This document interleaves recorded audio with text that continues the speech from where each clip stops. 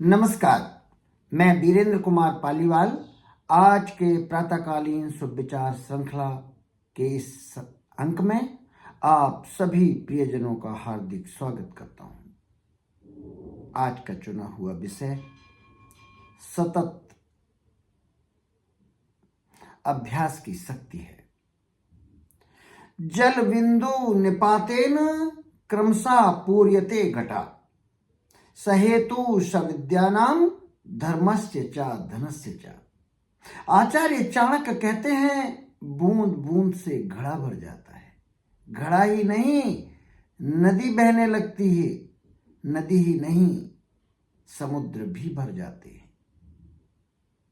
और पाई पाई इकट्ठा करने से व्यक्ति धनवान हो सकता है। निरंतर अभ्यास करने से कोई भी विद्या सीखी जा सकती है। अगर हम सत्कर्म में लगातार सतत लीन रहें तो धनवान, धर्मवान, पुण्यवान बन सकते हैं। इसमें कोई दो मत नहीं है।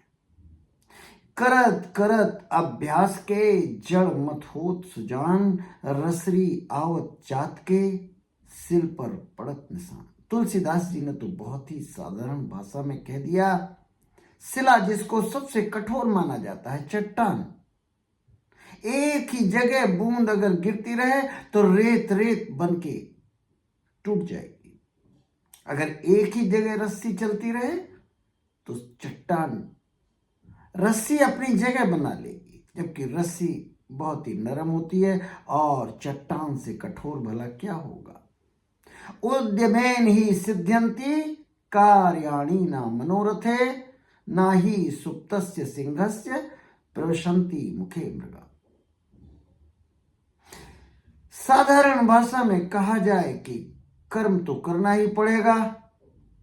सिर्फ सोचने मात्र से कुछ नहीं होता। सोते हुए सिंह के मुख में कोई हिरन घुस नहीं जाता है, उसे कर्म करना पड़ता है, तब जा करके उसे सफलता मिलती है। सच में सतत अभ्यास की शक्ति अनंत है। सततता की सिद्धि एक सीढ़ी है किसी भी सफलता को पाने के लिए। बूंद बूंद से घड़ा तो क्या सागर भर जाता है। निरंतरता, प्रयास बहुत जरूरी है। निरंतर प्रयास बहुत जरूरी है। सतत।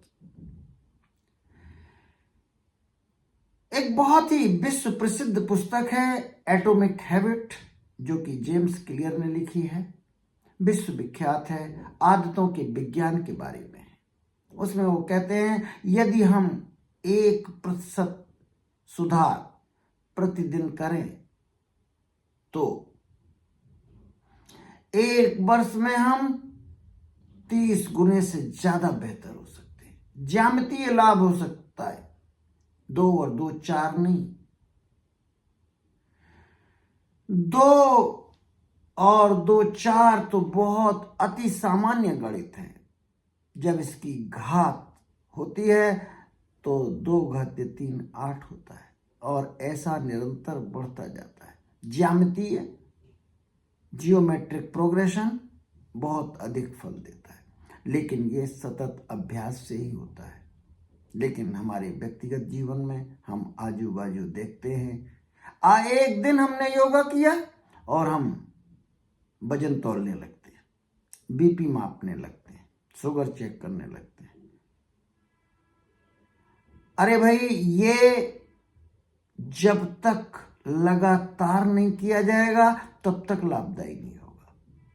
व्यायाम, शिक्षा, हम देखते ही हैं कि एग्जामिनेशन के दिनों में विद्यार्थी 24 घंटे पढ़ते हैं, जबकि बाकी 364 दिन।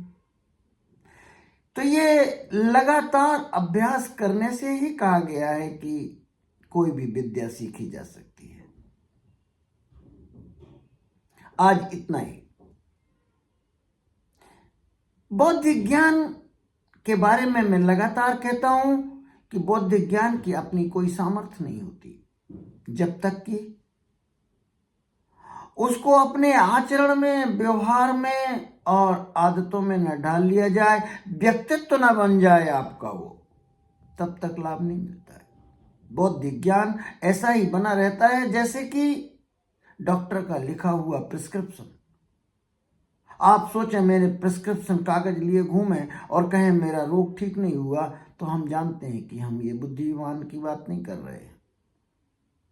हमें औषधि खरीदनी होगी, नियमानुसार खानी होगी, पत्ते को पत्ते का ध्यान रखना होगा और लगातार करना होगा, जब जाकर के हमारा रोग दूर होगा। यही बात तो मैं कह रहा हूं। बौद्धिक ज्ञान की अपनी कोई सामर्थ्य नहीं।